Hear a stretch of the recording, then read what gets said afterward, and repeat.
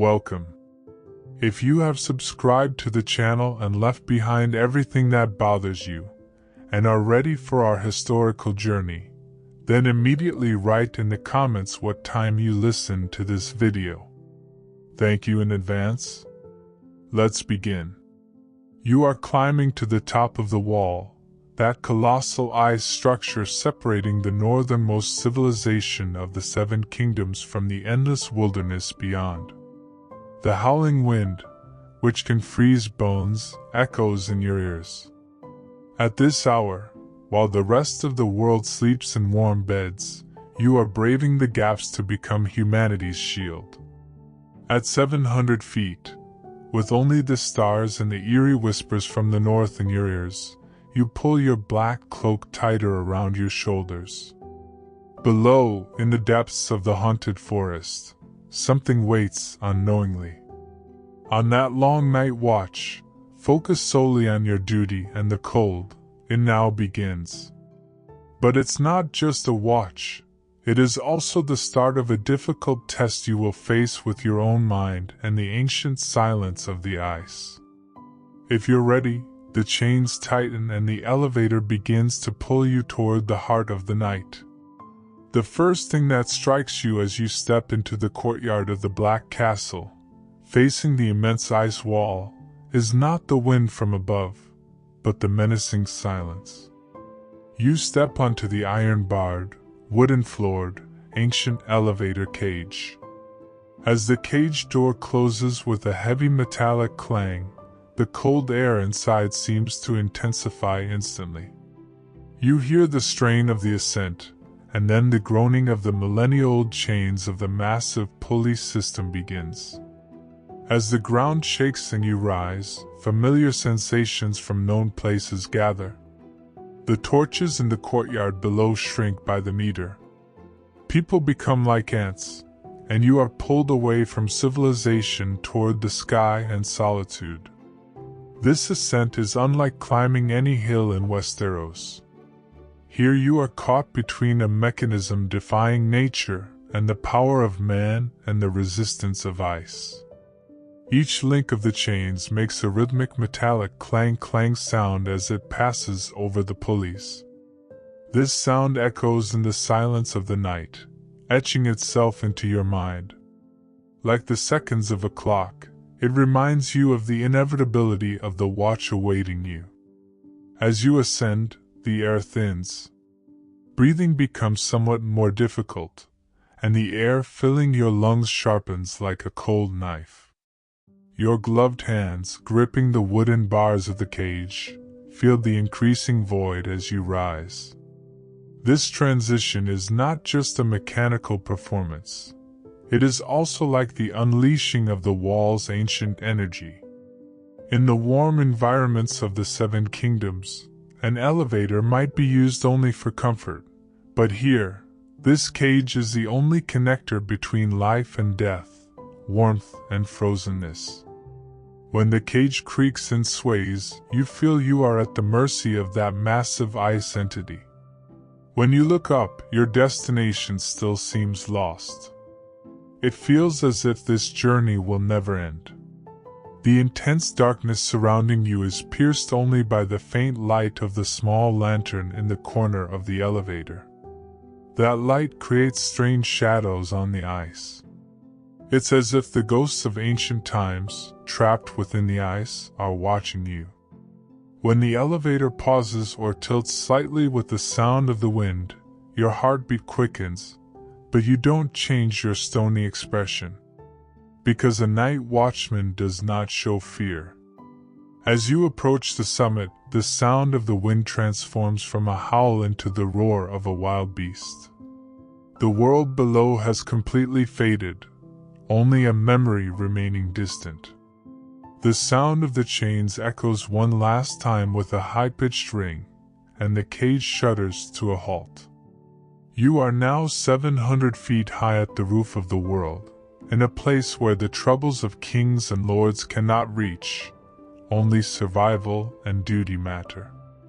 As the iron door of the elevator creaks open, the first thing that greets you is the merciless northern wind hitting you like a slap. This wind is either like the salty spray of storms and nor the warm breeze of dawn. It is the breath of ice itself, carrying the spirit of millennia-old cold. It seems sworn to instantly freeze every exposed millimeter of your face and sear your skin. As you take your first step out of the cage, you stagger slightly from the force of the wind. Your cloak billows wildly behind you as if it has a will of its own. It seems to want to pull you back into the warm hollow you came from, but you resist by leaning your weight forward. In the south, a knight's armor is proof against sword blows. But here, on the wall, even the thickest furs are sometimes helpless against the piercing power of this wind. The wind seeks any tiny opening in the wool, leather, and furs you wear to slip inside. You squint, trying to keep your eyelashes from freezing. Tears stream from your eyes, but they freeze on your cheeks before they can fall, leaving icy tracks on your skin. When you exhale, the steam is instantly snatched away by the wind, as if a part of your life force is being scattered piece by piece. As you walk, you have to keep your head slightly bowed, because the wind hitting your eyes directly increases the gaps that eye in your ears. There is only that endless howl. This sound sometimes resembles a woman's scream, sometimes the shouts of an angry army. It is loud enough to drown out nature.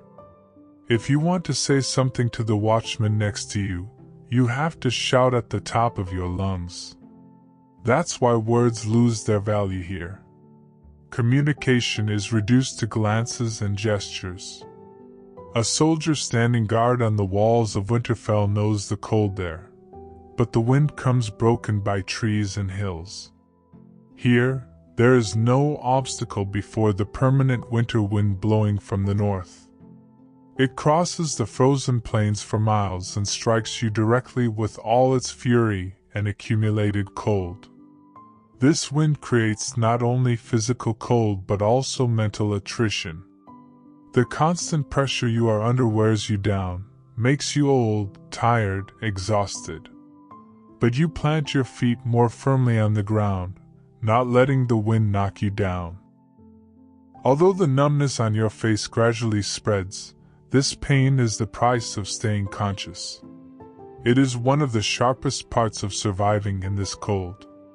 The walking path on the top of the wall resembles either a paved stone road nor a compacted earth one. It is a living layer of ice, compressed over centuries by the pressure of falling snow, turned to stone, sprinkled with gravel and sand to make it less slippery. You feel the friction of your thick leather boots' soles against this frozen ground. The sound it makes is a dry, crisp crunch crunch. This sound lingers in the cold air and announces your steps on this silent giant. But beneath this sound, there is always a hidden warning of danger. You take your steps shorter and more cautiously than usual. Careless walking, as on the wide roads of the south or the courtyards of castles, could be a fatal mistake here. Despite the grit scattered on the surface, some spots are very slippery. In some windswept patches, the gravelly grit has flown away, leaving behind only smooth, mirror-like, level blue ice. If you step on it, you risk instantly losing your footing and your balance, leading to a final fall from this height. You walk by keeping your center of gravity low, knees slightly bent. This is the walk of a mountaineer or a predator hunting on ice, not a soldier's. A merchant walking on the cobblestone streets of King's Landing might worry about twisting his ankle, at most scraping his knee. Here, a moment of inattention can send you over the edge or drag you to terrible ends. Even though there are railings on the sides, the momentum of a slip on ice might be enough to carry you over those wooden barriers. Therefore, your eyes constantly scan the ground for your next step.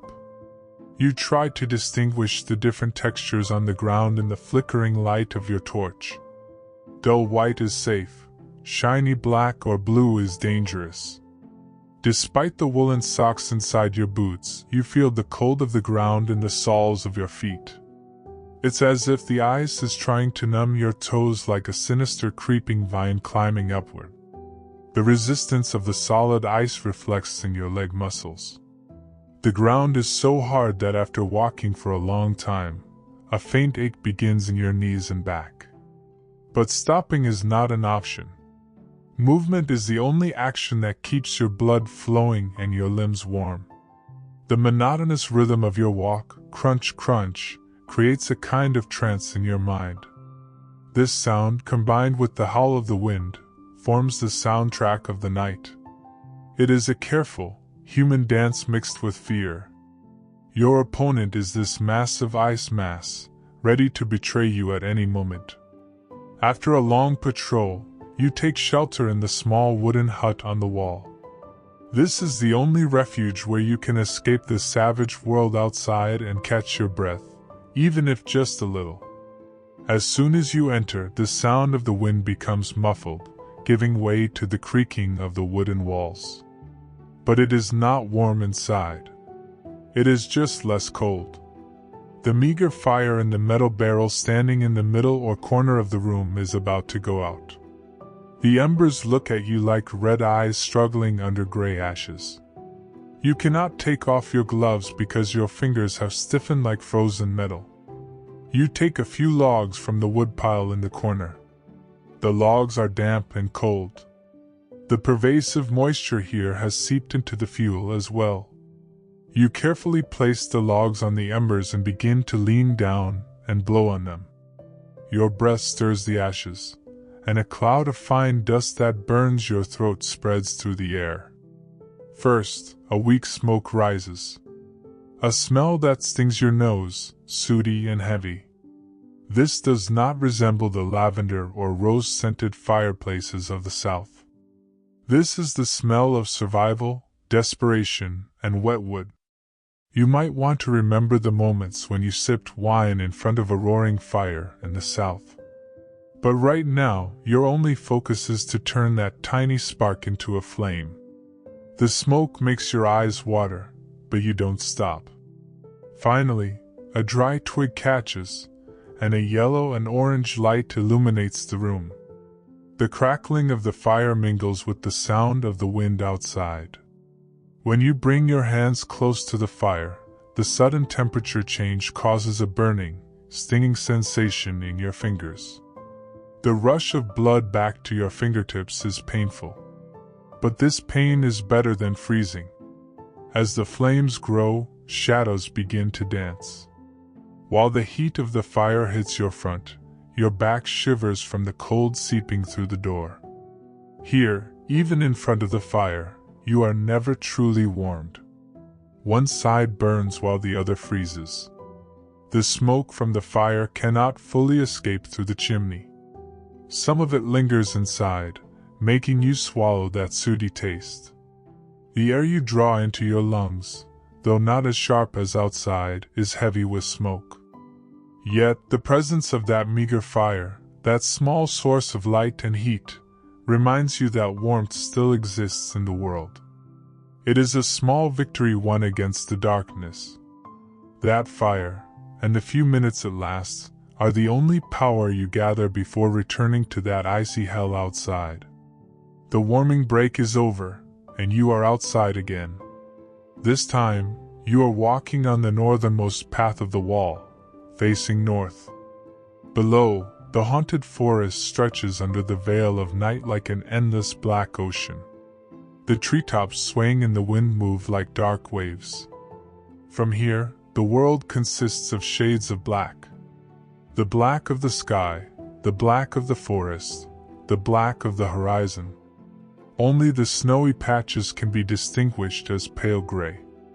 You fix your eyes on the darkness, looking for any movement, any sign of threat. But the human mind does not tolerate ambiguity and begins to fill in the gaps. After staring into the darkness for a long time, the shadows of the trees begin to change shape. A pine branch swaying in the wind transforms into the silhouette of a giant creature. A rock on the snow looks like a wildling lying in ambush. You blink and refocus. You try to prove to yourself that the image is just an illusion. But the seed of doubt has been sown. Old Nan's tales of ice spiders or blue-eyed demons are just stories told in the warm places of the South.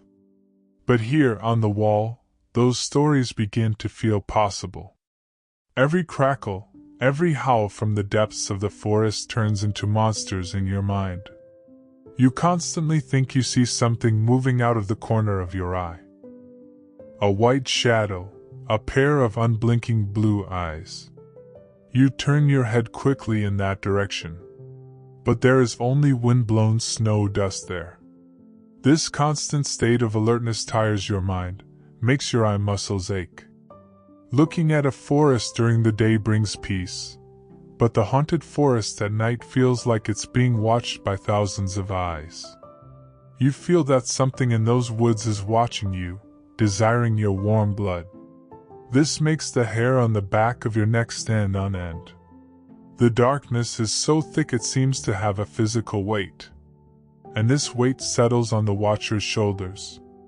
You feel so small and vulnerable that you question how much your spear or the sword at your waist will help against that darkness. Yet you continue to watch. Because that is your duty.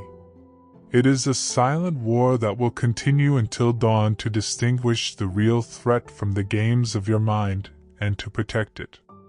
As you walk, the weight you carry on your shoulders is not just a simple pile of leather protecting you from the cold. It is a relentless, almost living burden determined to nail you to that hard, icy ground.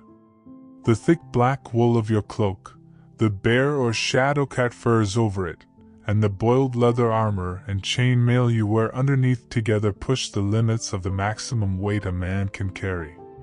The feeling of secure warmth that enveloped you when you first put it on turns, after hours of watch, into a brutal tug-of-war that bends your shoulders downward, compresses your spine, and tries to bow your neck. It's as if you are carrying a visible man on your back, and with each passing minute, this load grows heavier. It becomes a pressure that penetrates to your bones. This is a physical imprisonment that a lord wandering in the temperate climates of the South in silk shirts or light linen tunics could never understand. While they carry their clothes lightly, like a limb, you are like a prisoner trapped within your garments. Moving, or swinging a sword can distribute this weight a little as it speeds up the blood and stretches your muscles. But most of the watch requires you to stand still. That's where the real ordeal begins. Each second of immobility stiffens your muscles under the weight on your back. A sharp pain strikes between your shoulder blades. Your body expends energy at a micro level to keep you standing upright. This static tension is more insidious and exhausting than active combat. A worker in a quarry or a peasant working in the fields also carries heavy loads. But they can rest when they put down their burdens. You, however, have no chance to shed this armored shell until your watch is over. As snowflakes stick to your cloak and melt with your body heat, seeping into the wool, the fabric absorbs the moisture and its weight multiplies. Wet wool crushes you not only with its smell but also with its density. The clasp of your cloak at your neck puts pressure on your throat. It even slightly impedes your breathing. When you want to turn your head left or right, you encounter the resistance of the fur piles on your shoulders. Your neck muscles have to exert extra effort even for this simple movement. The muscles in your lower back have stiffened from carrying the immense weight of your upper body. To keep your knees from locking, you have to stand slightly bent. This creates a fine, trembling, burning sensation in your thighs. While the soles of your feet are crushed under the total weight of your body and equipment, pressure points begin to ache between the soles of your boots and the ice. You feel as if gravity wants to pull you down into the depths of that ice mass. The silent struggle not to be crushed under this weight also wears you down mentally. Just standing becomes a battle of will in itself. The knights of the south wear their shiny armor only on battlefields or in tournaments, and it is a temporary tool for display or protection. But this black pile on you is a second skin, a permanent part of you. The resistance you show not to hunch under the weight of the furs turns into a dull ache felt in every vertebra of your spine.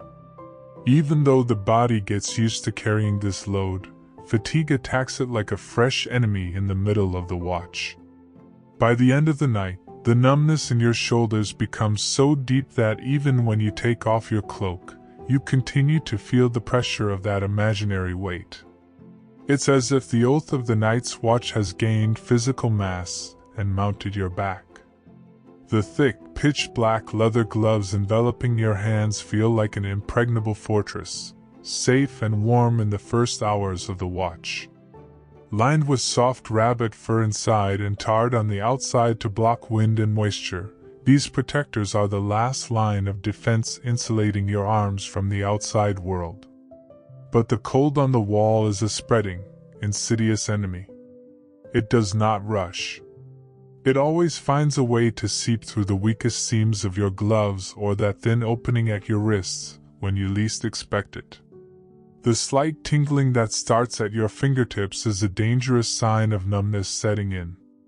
You try to preserve this feeling by wiggling your fingertips. But as the cold penetrates your bones, your fingers begin to turn into wooden pieces that refuse to obey your will. The fingers of a maester turning parchment in the great libraries of Old Town get stained with ink or develop light calluses. But your fingers pale as blood recedes and face the threat of losing vital functions. Your brain sends the command to move. But since your nerve endings are trapped in frozen flesh, this command struggles to reach your fingers. When you try to move your little finger, that strange resistance creates a feeling of alienation, as if your hand doesn't belong to you but is a foreign object. But it's not just a problem of coldness. It is also the slow disintegration of your wholeness.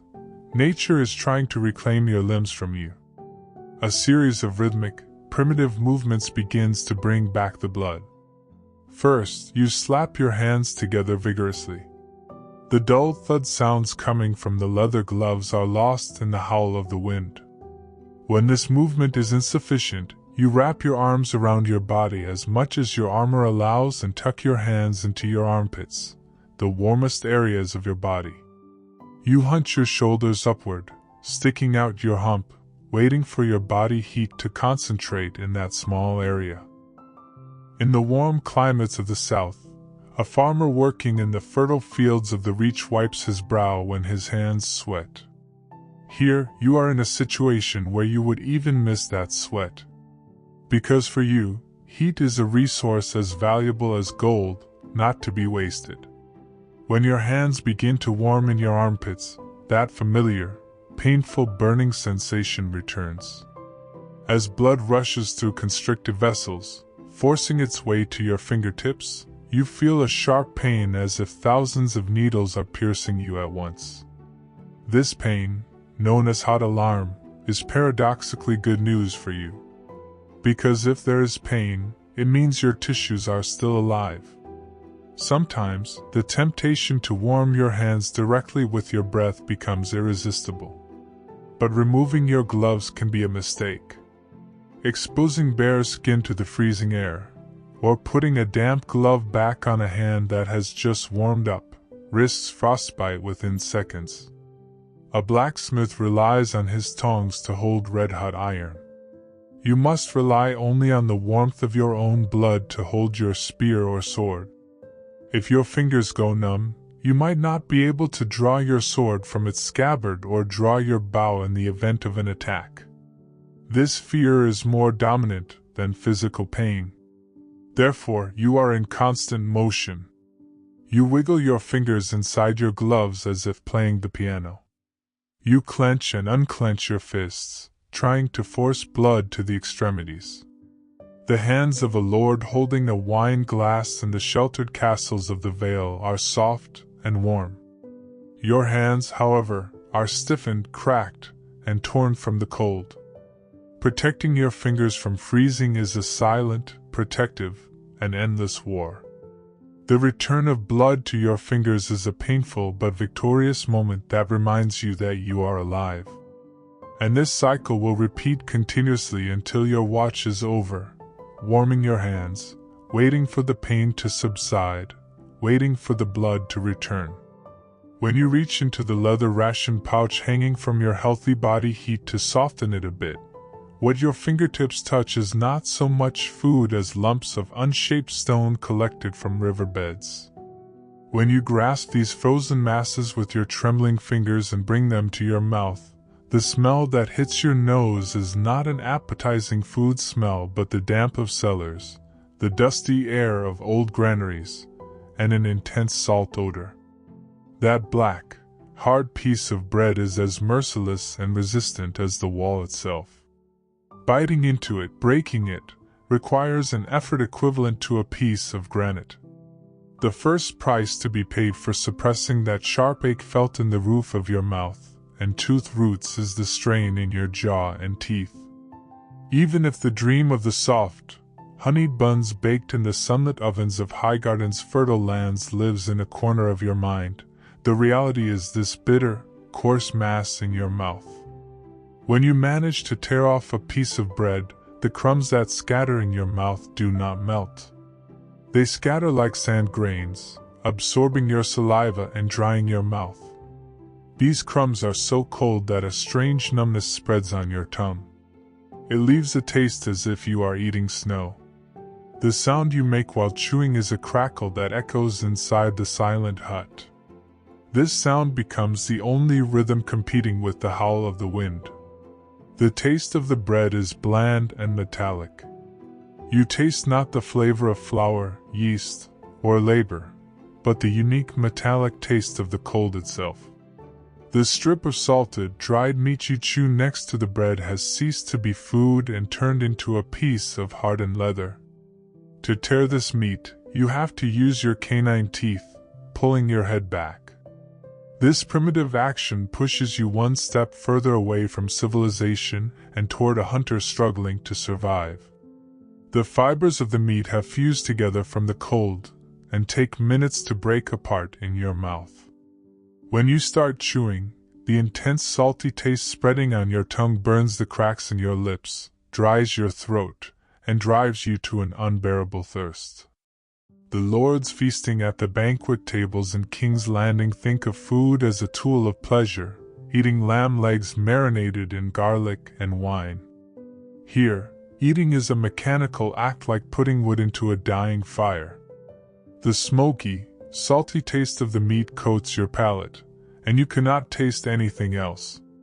Swallowing is another struggle. Insufficiently processed and softened morsels going down your throat leave a feeling as if they are riveting your throat from the inside. When the morsel descending your esophagus drops into your stomach, it sits there like a cold, heavy stone. Your stomach has to spend its own energy to heat this frozen mass. Therefore, a strange hollowness begins in the body immediately after eating. A coldness from within envelopes your entire torso. Had you eaten a hot stew or soup, the warmth would have spread from your core to your fingertips. Here, even nourishment is an energy exchange. You spend some of the calories you take just to generate the body heat to process them.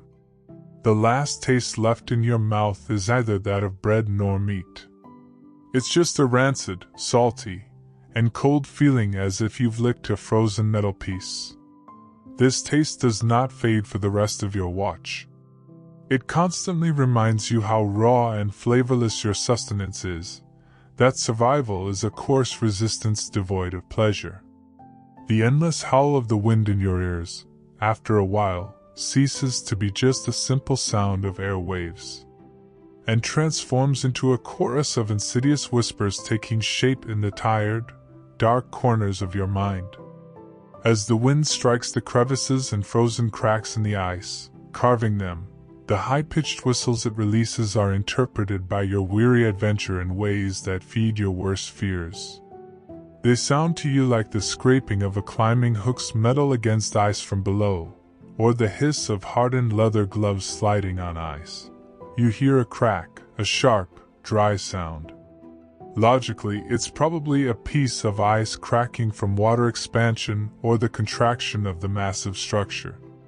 But your heart, pounding like a tight drum, could swear it's the sound of a wildling's bone-handled ice axe being planted, enough to start your ascent. You hold your breath, trap air in your lungs until it burns, and wait for a momentary lull in the wind, so that the source of that sound can be verified. But the wind never grants you this favor. It constantly blends, drowns out, and regenerates the sounds, forcing you to wage war against your own senses, making you doubt your own humanity. A guard standing night watch on the safe stone walls of Lannisport's bustling docks can immediately attribute a sudden click to a drunkard, a fallen barrel, or a street cat, and relax with a shrug. Because there, the sources of sounds are usually harmless, mundane, and belong to the normal flow of life. But here, at this point where civilization ends and the unknown begins, every ambiguous sound, every unexplained noise corresponds to potential death. This terrible uncertainty causes your mind to constantly rewrite bloody scenarios, turning every shadow into a killer. Even a muffled owl hoot from the depths of the forest below doesn't sound like a natural, innocent animal sound to you. You can't help but wonder if it's a secret signal used among the wildlings, a coded attack order. Your mind constantly produces threats to fill the voids of that unbearable silence and monotony. That rhythmic knocking sound you hear is perhaps just the pressure of your own blood pulsating in your constricted veins from the cold and echoing in your ears. But you perceive it as the footsteps of approaching giants, or a climbing army. Sometimes the wind changes direction sharply and carries upwards muffled, fragmented words as if someone is whispering right next to your ear. You become so sure you clearly heard command words like they were up as if from a human throat that your hand involuntarily, without thinking, goes to the frozen hilt of the long sword at your waist, and your body assumes an attack stance with muscle memory. You lean over the railings into that bottomless void below, trying to see those imaginary silhouettes climbing, those bone-armored warriors. But before you is only a pitch-black emptiness that swallows everything and wind-driven snowflakes stinging like needles.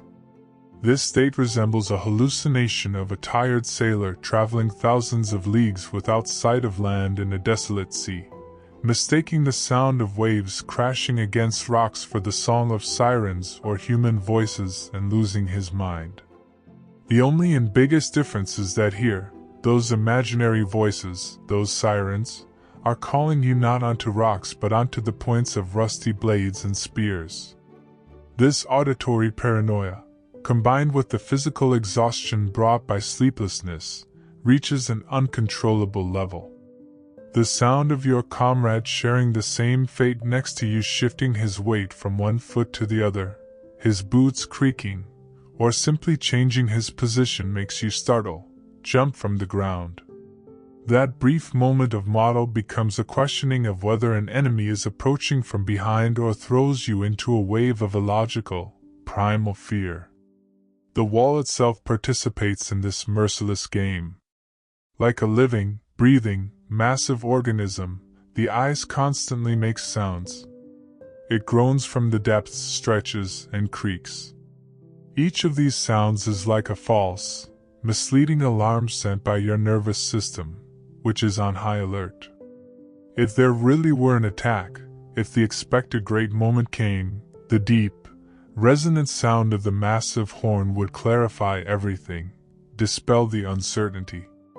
But here, it's not the sound of the horn that develops most. It's the moments when the horn doesn't sound, when silence reigns, or the tense waiting. You constantly imagine in your mind the moment the horn will sound. You relive that scene countless times and confuse a certain low-frequency hum of the wind with the horn's sound. Your heart rises to your mouth. Your throat knots, your hand reaches for the warning horn. But at the last moment, you stop before your fingers touch that cold metal. Giving a false alarm, making your brothers leave their beds and freeze or die for an imaginary enemy is a great shame, a sign of weakness. Therefore, you wait with the patience of a frozen statue, your nerves taut like a drawn bow, trying to distinguish the real from the imaginary in that chaotic, exhausting symphony created by the wind, the buzzing, and your own fears. The wind whispers to you not only the cold here but also the thin, visible line of madness on your face, incessantly. When you look up and lock eyes with that pitch-black sky dome constantly battered by the wind, your breath catches in your throat. Because the sky there is not the known, familiar sky of the south. Standing at the roof of the world, 700 feet high, the dense, hazy layer of the atmosphere has thinned and pulled back. It's as if the gods have drawn aside the velvet curtain of the sky and allowed you to observe eternity with the naked eye. The stars are not faint, twinkling points of light as on the warm, humid nights of the south. Here, each one is sharp, bright, and close, as if carved from ice and driven into the darkness. You feel as if you could reach out and touch their frozen surfaces, that their cold rays would burn your skin. In King's Landing, the sooty smoke rising from thousands of chimneys, the orange glow created by torches, and the never-ending dust cloud of the day always paint the sky a dirty gray. There stars are only shy guests rarely seen. But here, on top of the wall, far from the light pollution of civilization, the sky is so clear and so deep that in the face of this infinity, you can see to the event horizon how small, how insignificant your own existence is. The icy constellation of the dragon shines in all its majesty on the northern horizon. As its tail stretches toward the horizon line, its blue eyes seem to look at you and show you the way.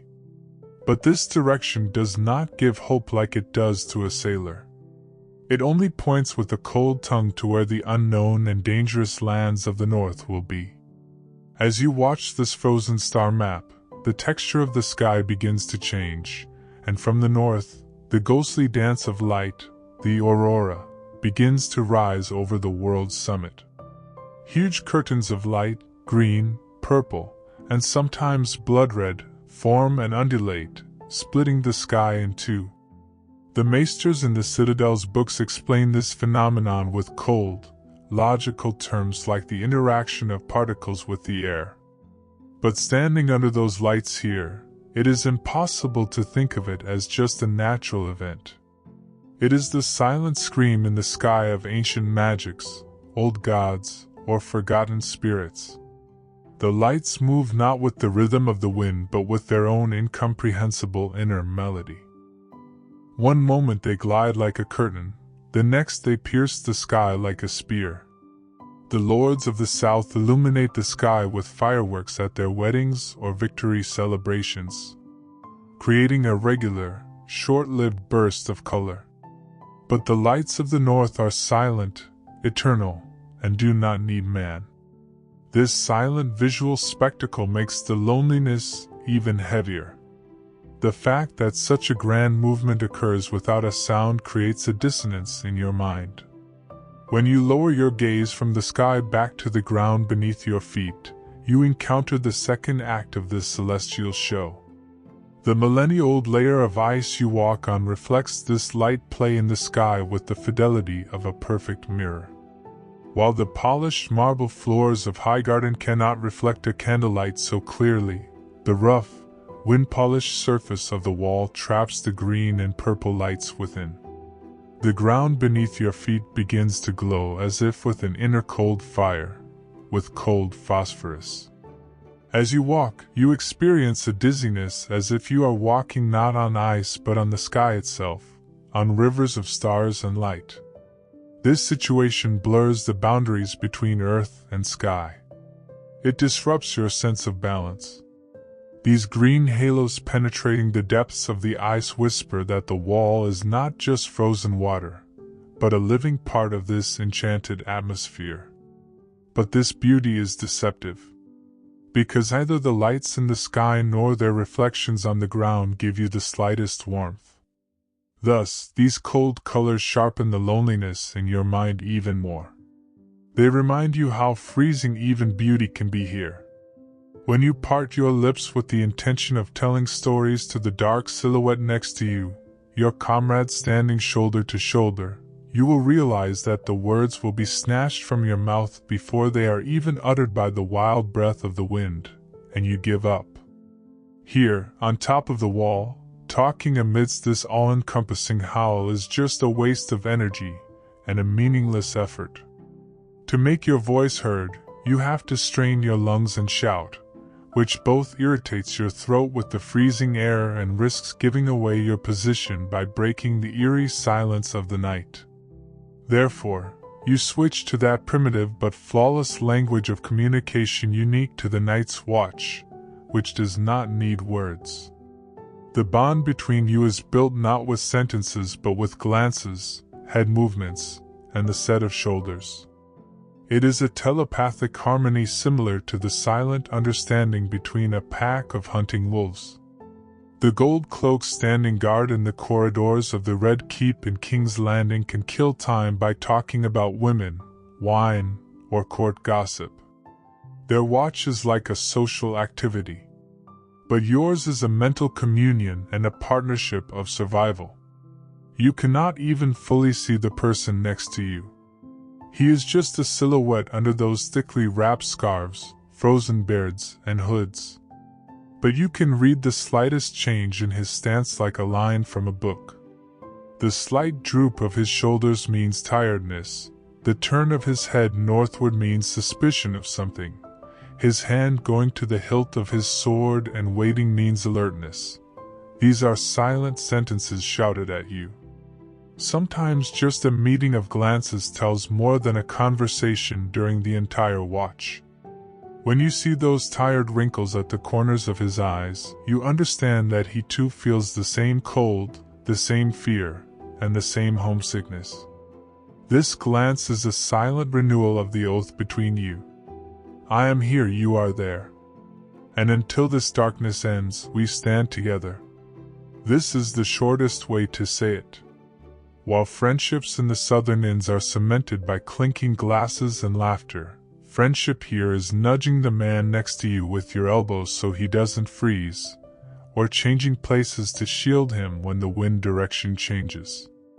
These gestures contain a deeper loyalty than fancy words. These simple sign languages are a product of necessity. Raising a gloved hand to point at a specific point in the north is cumbersome and slow. Instead of pointing with a finger, you indicate direction with your whole hand or head.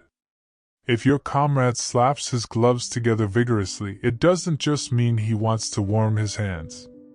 It is also a warning that attention is wandering and that you need to watch more carefully, meaning you need to support each other. A nod in the councils of southern lords can be a sign of agreement. But here, a nod means I'm watching your back. We're safe. It is a vital confirmation. You even memorize the rhythm of the man's breathing in the silence. You learn to distinguish the creak of his boots or his sniffles beneath the sound of the wind. After a while, you transform from two separate bodies into a single entity on that wall, a four-eyed, four-handed being. Words can get lost in the wind. But this silent language never lies. The deep sense of trust that comes from being able to understand each other without speaking in the freezing cold is a powerful shield that protects you from the madness of loneliness. The presence of someone breathing next to you, even if not put into words, is the only warmth that warms the soul in this hellish cold.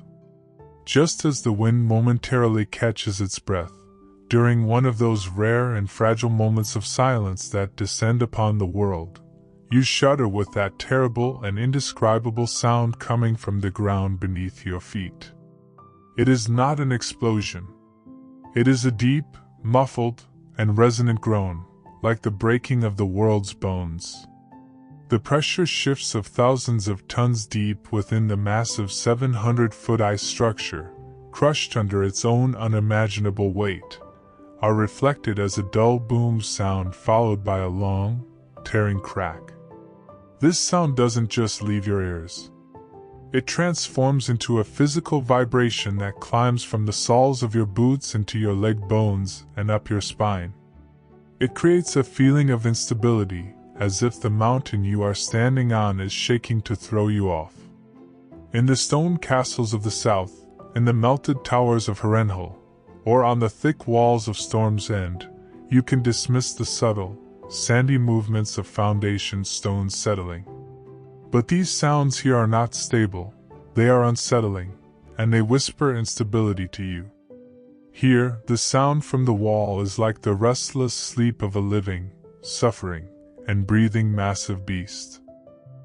The sound of air pockets bursting within the ice or huge cracks appearing on the surface due to sudden temperature changes resembles the desperate creaking of a wooden ship's hull flexing under the power of waves in a stormy sea. But this ship is 300 miles long and strong enough to touch the clouds. You search for the source of the sound with terrified eyes. You swing your torch left and right but see no change on the surface. Because this apocalyptic noise originates perhaps in the dark, unseen crevices of the ice, maybe in the lower parts of the crushing harmony. This unknown increases your shuddering. You begin to question whether the ground underfoot is solid, whether the icy ground will split with your next step and swallow you into that endless void. Scenarios run through your mind about the ancient spells used in the wall's construction weakening, the ice getting tired of holding together, and it shattering to pieces. In the stone streets of Old Town, a cart may rattle, the ground may shake slightly, and this reminds you of the flow of civilization, that life goes on. It is a human-made, reassuring sound. But here, the sound of ice is a reminder of the untamable, wild magnitude of nature. It is a blow that tells you nothing man-made can last forever against this eternity.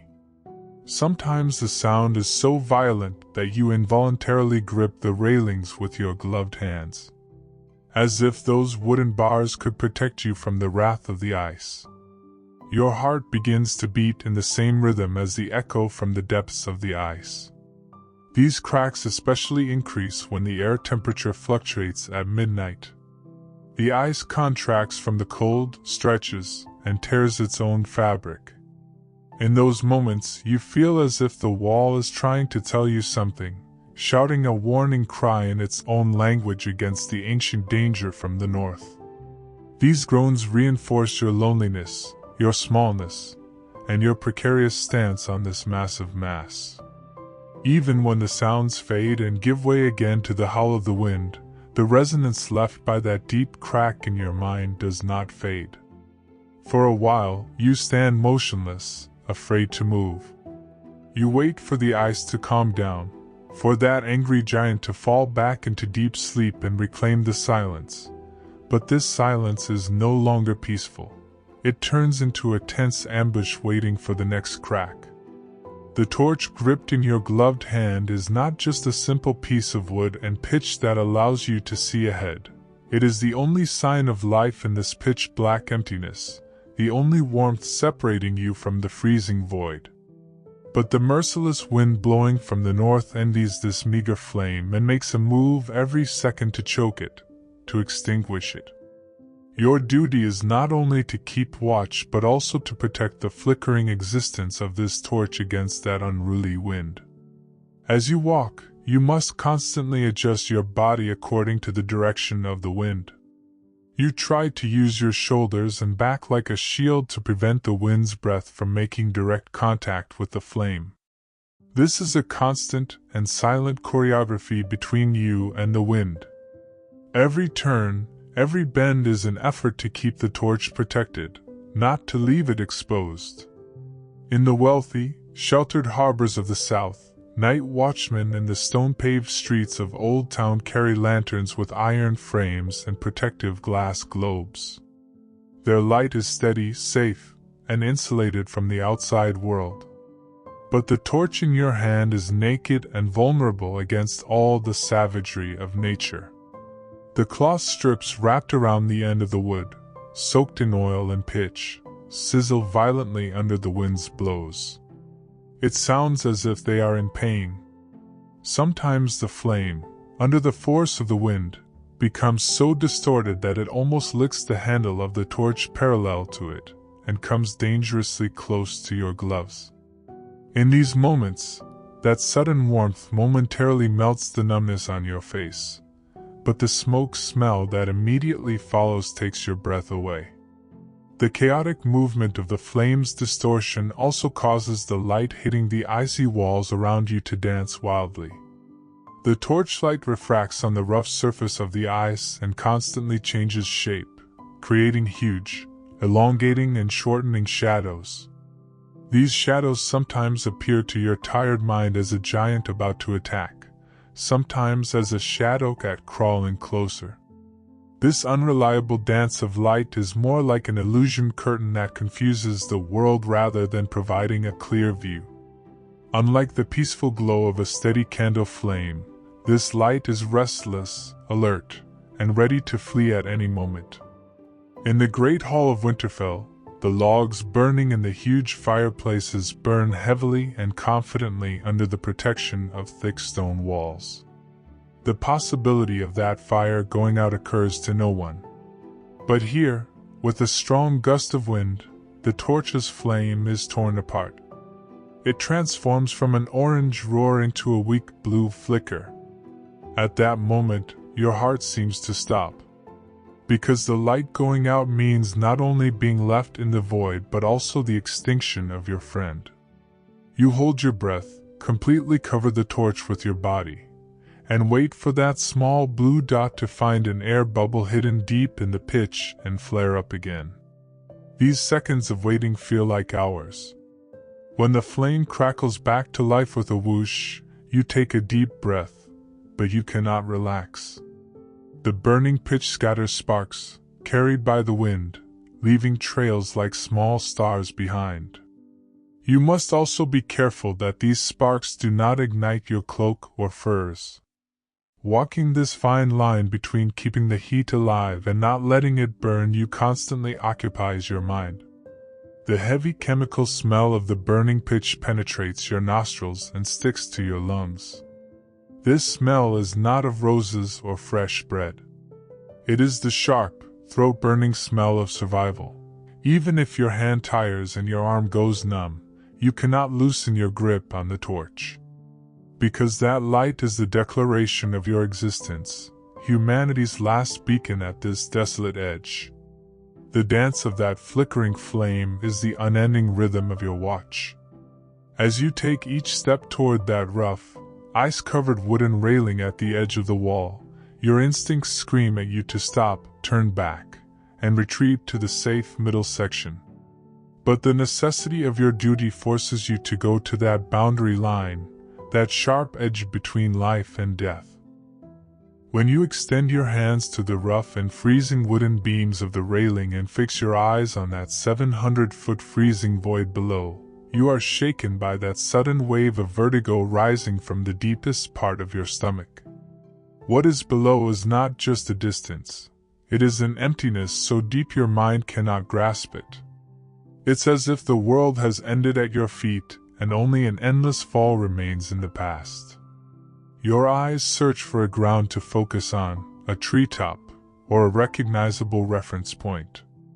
But nothing remains but dense nothingness. This effort to focus causes a short circuit in your cerebellum, and the world begins to spin insidiously around you.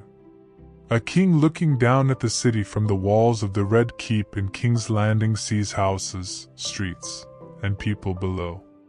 Height gives him a feeling of power and dominance. But here, the perspective from the edge of the wall is not one of dominance but of helplessness and smallness. The forest below can be seen like a moss layer. It undulates like a dark ocean, and you are like an ant standing on a fragile piece of ice floating on that ocean. It is not just a physical loss of balance. It is also a psychological battle against gravity's invisible hands pulling you by your cloak down toward that black void. The pressure of the wind on your back feels like a push wanting to throw you over the railings, and your knuckles turn white from squeezing the railing. They say the view from the moon door of the Eyrie is dizzying, but there you at least know that where you would fall is rock and stone. There is an end. Here, as the vertical cut of the ice descends, it disperses and creates an illusion as if this fall would continue forever. This feeling of eternity triggers that strange and unsettling attraction called the call of the void. Your mind briefly envisions what it would be like to let go, to embrace that clarity. When this thought flashes through your brain like lightning, your knees weaken, but your leg muscles tense up and pull you back involuntarily. The cold sweat droplets accumulated on your forehead freeze instantly with the stored wind and make you shiver. Sailors find their balance by looking at the horizon while swaying on ship masts in stormy weather. But you have no horizon to look at. There is only a vague gray line where the sky formations meet the ground. When your center of balance is lost, it feels as if the wall itself is leaning forward, preparing to tip you off. As you widen your eyes, you want to take a deep breath, but when you close your eyes, the dizziness intensifies. It creates a feeling as if you are spinning in the void. That's why you have to keep your eyes open and face that terrible depth. Even when you take your hands off that railing and step back toward the safe middle of the ice, that dizzy feeling doesn't immediately pass. The ground still feels as if it's swaying under your feet. The clenching in your stomach doesn't relax, and your pulse continues to beat like a drum in your ears. Once vertigo gets into your veins, it doesn't let go of you easily. Knowing that you have to go back to that edge every watch, having to muster that physical and mental strength again and again, creates a constancy that penetrates you more than the cold itself. The edge of the wall defies human nature. It is a silent tribunal that naturally crushes the human spirit with its dizzying power. The air that slips through the coarse knit wool scarf covering your mouth and nose is not the familiar, life-giving oxygen you know. It is like a swarm of microscopic blades sworn to slice through the fortress of your lungs. Each time you draw a breath, the cold air seeps through your nostrils or parted lips, and a dry, burning sensation crawls down your throat toward the depths of your ribcage. This burning paradoxically hovers on that ambiguous line between swallowing fire and swallowing icy water. What you feel is the shock of your tissues losing heat instantly, a sharp, needling pain. Your body desperately pumps blood to warm this unwelcome, hostile intruder now in your lungs. But the air is so cold that you feel your alveoli constrict, your chest tighten like a dull sheet of metal within. A traveler walking through the scorching Dornish deserts might feel their lungs burn as they inhale the hot air. But that is an expanding, loosening burn. Here, on the wall's summit, the burn is a contracting, hardening, enveloping, mummifying spread. Your windpipe dries and seems to crackle with each breath. When you try to swallow, the dryness in your throat makes you feel as if you're swallowing rusty iron. The air that fills your lungs, resistant to warming, mingles with your blood, and this creates a chill that spreads through your body with each beat of your heart. So you begin to freeze not only from the outside but from your own breath. The cruel trick to surviving here is to discipline your breathing, to impose an artificial order. Because natural, reflexive breathing here is insufficient and dangerous.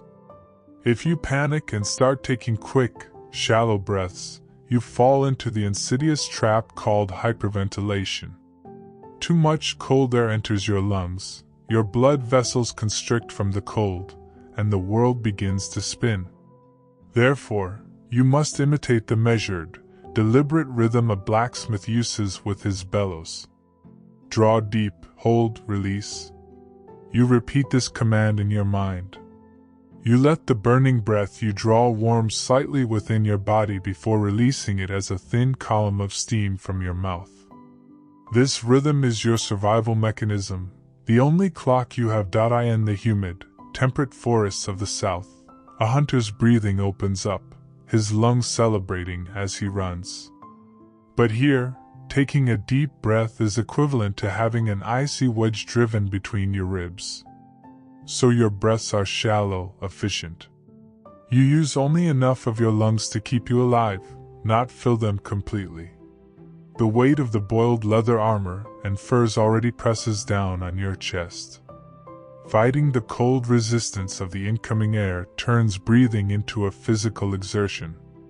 Your intercostal muscles tire from this constant, laborious expansion in the freezing air, aching with a dull pain. Your exhaled breath instantly condenses into a thick, gray cloud of mist before your face. This vapor is the tangible manifestation of your life energy, your body heat, scattering and disappearing piece by piece. Your own breath becomes an illusion, blurring your vision. The moisture accumulating on your scarf, combined with your warm breath, freezes, turning the fabric into a stiff, icy mask. Now you begin to peer out from behind a cage of your own frozen breath. The smell that reaches your nose is not just the metallic scent of cold, but also the odor of damp wool and the stale, moist air from your own lungs. This sound, reminiscent of an old maester's death rattle, is an isolated sign of life only you can hear amidst the howl of the wind. Breathing ceases to be an autonomous reflex and becomes a conscious, painful labor you must sustain every second with your will. Every time your left hand goes to the hilt of the long sword hanging from your coarse leather belt, you feel not the reassurance of a defensive tool in your palm, but the solid, resistant presence of an icy weight strapped to your waist. Despite the insulating layers of your thick leather gloves, the steel's insidious, penetrating cold always finds a way through the fabric itself, the seams, the natural cracks in the leather, to touch your skin in some new way. When you curl your fingers around the hilt, the leather, stiff from the cold, creaks and resists. This is not a soft grip. It is a mechanical, numb act, like trying to bend a frozen object by force. The hilt settles in the center of your palm, a heat sink.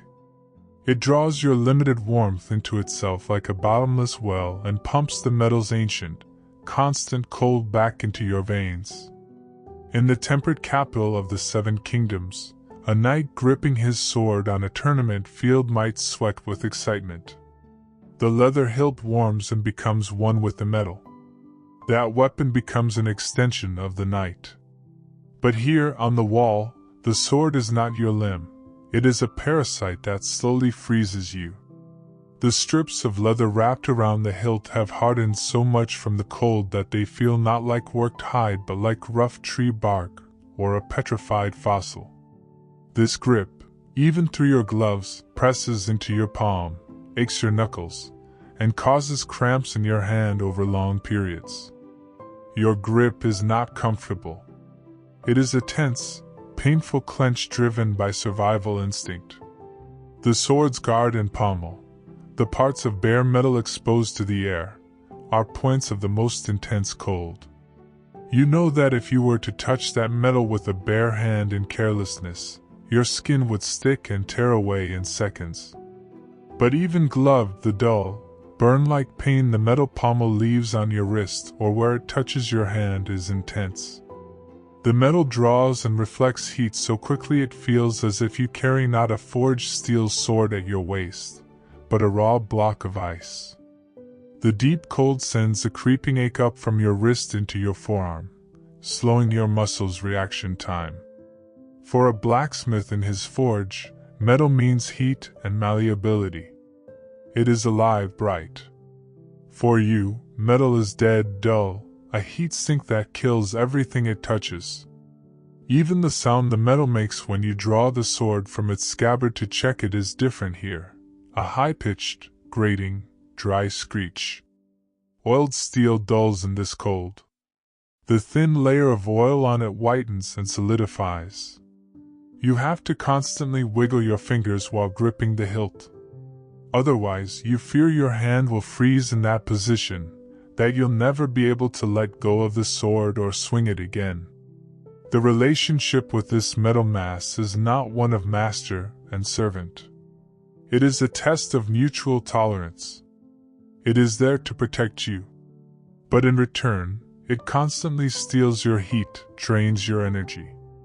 While your hand is on the hilt, its rough, cold touch constantly reminds you to stay alert. Relaxing, loosening your grip, is not possible. You imagine your hand holding the metal slowly turning to stone in your mind. Only that thin layer of air inside your glove protects your skin from this absolute freezer. The sword's hilt is a cold, merciless handshake that grips your hand for the duration of the watch, squeezing it, but one you cannot break lest you die. In the darkest, slowest flowing parts of the night, when even the wind seems to tire and turns into just a deep groan, your greatest enemy is no longer the wildlings of the north or the cold of the ice, but the insidious rebellion your own mind has launched against you. The weight on your eyelids seems to multiply, as if each eyelash is weighted with lead, and keeping your eyes open becomes a physical effort akin to trying to shoulder a massive gate alone. The connections in your weary mind begin to fray. Your thoughts return to basics, your logic melts, and an irresistible siren song calls you toward that warm, soft, inviting void. The grit-like feeling in your eyes becomes more piercing, more irritating with every blink. When your eyelids meet, it feels as if they are sealed with sticky pitch, requiring a conscious effort of will to pry them apart again. For a lord sleeping by a fireplace in a bed with silk sheets in the south, this heaviness is sweet peace. It is the settling of the day's fatigue. But here, at 700 feet, it is like the stranger gently draping his black cloak over you. To sleep here is not to rest, it is to accept freezing to death. The cold no longer burns. It becomes flexible, begins to flow. This is the sweetest, most fluid stage of freezing. Your body whispers to you, just rest your eyes for a second. Just let your head nod forward a bit. This whisper is more persuasive than the howl of the wind. Your chin begins to drop toward your chest. Your neck muscles, weary of supporting the tons of furs, give up, and your head falls forward, burying you in that brief second of microsleep. You jerk awake with a start, as if you've stepped into a void, your heart pounding as if trying to break your ribcage. Your breath catches. This jolt is life's final slap, its last warning. Your eyes fly open wide. You look around the darkness in panic. But your mind is still in that thick fog between dream and reality. For a moment, the silhouette of your comrade opposite you seems like a stranger. The sound of the wind turns into a mother's lullaby. The world of dreams settles over reality like a mist, and you struggle to distinguish what is real. A novice studying in the warmth of the citadel can splash his face with cold water or pace in his cell to stay awake. But you are trapped between frozen boots, and there is no safe space to pace. To stay awake, you try to hurt yourself. You bite the side of your tongue with all your might. The metallic taste of blood and sharp pain shocks your brain back into operation. Or you slap your gloved hands together hard, trying to revive your numb muscles. But this is temporary. Sleep, like a hunter, immediately returns to wait behind your neck. When you force your eyes open, your field of vision narrows. You begin to experience tunnel vision. You see only the small circle illuminated by your torch. Everything else is veiled by a black curtain. Your eyes burn, sting, and water because your tear ducts have dried up. The tears that flow freeze on your eyelashes, further clouding your sight. You start talking to yourself aloud, muttering nonsense rhymes, old songs. Just to hear your own voice, to confirm you are still there, that your consciousness still exists. To close your eyes is not just to stop seeing, it is to risk never seeing the light, the dawn, again. Therefore, keeping those eyelids open is a silent war gnawing at your will, more challenging than swinging a sword or climbing. And you must continue this heaviest of burdens on the tips of your eyelashes until you break. The crude, roughly carved wooden sphere thrust into your hand, its tip likely reinforced with hardened mammoth bone or rusted iron, feels nothing like pushing into a soft pile of cotton when you plunge it into the fresh snowdrifts up to your knees. It is as heavy as digging through wet clay. This snow layer, tirelessly blown and packed by the wind, is an innocent white but tests you with its sheer mass and density with every shovel stroke. When you tense your back muscles to drive the shovel in and lift the full scoop, a fine, hot pain begins in your lower spine. Although this pain is the only physical sensation breaking the watch's monotony, this shoveling becomes a form of changing torture after a while. When you toss the shovel's contents over the side into the void, the wind blows the white powder back into your face.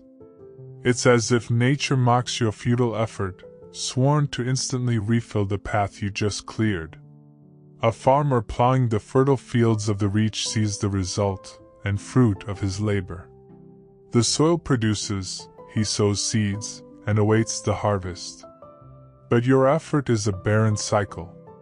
The path begins to close again by the time you turn around. Yet you must do this work. Because if that path closes, it means the next patrol might slip, fail to see the icy ground, and step into the void.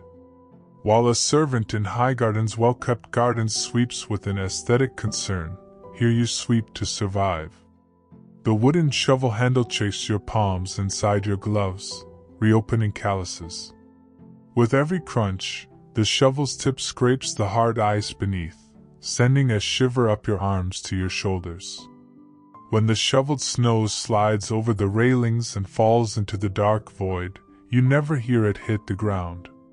It is swallowed within that infinity. This action creates a strange, hypnotic rhythm in your mind. Dig, lift, toss, repeat. In this rhythm, numbness sets in. It turns you into a machine. As you move, you begin to sweat inside your thick furs and armor. This sweat is the most dangerous thing in this freezing cold. Because when you stop moving, that moisture will turn into a second icy armor on you and make you ill. So you fear stopping. You keep shoveling not because the work is done, but to keep your body temperature from dropping. Children clearing snow in Winterfell's courtyard can have fun, making snowballs. There, snow is joy play. Here, snow is a white shroud trying to dig your grave, block your paths, close the gaps. Sometimes the shovel's tip catches on a hard lump of ice beneath, and the handle slams into your stomach, knocking the wind out of you. In that moment, you look at the narrow path you've managed to clear through your ice-flecked eyelashes. This black ribbon, barely wide enough for two men to pass side by side, is like a tiny crack of human will opened within that boundless whiteness. You look up at the sky, still fluttering with thick flakes. And this silent snowfall reminds you once again how temporary your labor is, how fragile the human presence is upon the wall. As you clear, it falls. As you open, it closes. It is a silent duel with no winner that will continue until the watch ends. Your mind, to escape the relentless and constant physical violence of this freezing reality, activates its oldest and most effective defense mechanism, imagination. While your eyes are focused on the endless darkness, the void, a completely different scene, a warm and inviting memory, begins to unfold in the background of your consciousness.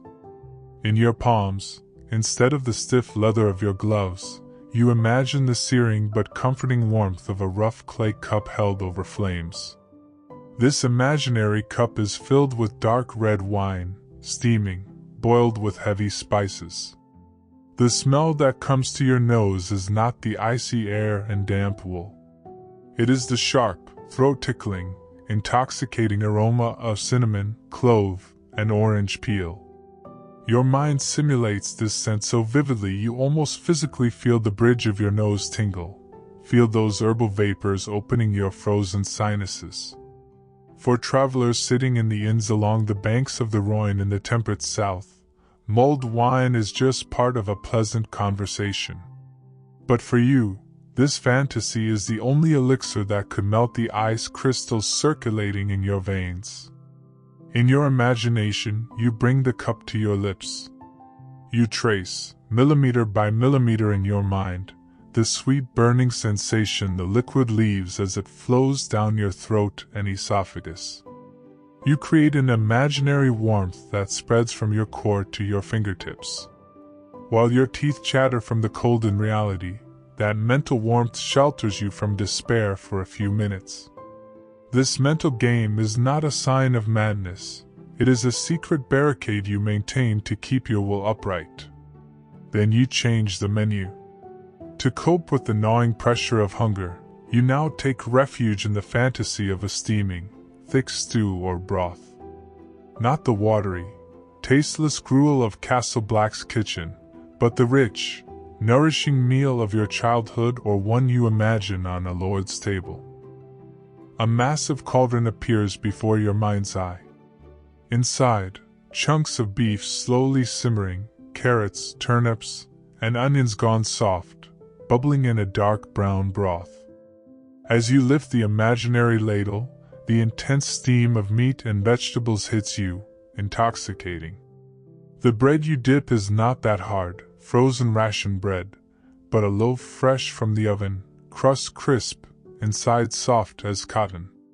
You imagine in finest detail the bread soaking up the broth, growing heavy, and crumbling in your mouth. A peasant working in the fertile fields of the Reach thinks of supper simply to fill his belly. But you use this imaginary feast as a tool to occupy your mind, to accelerate the slow hours.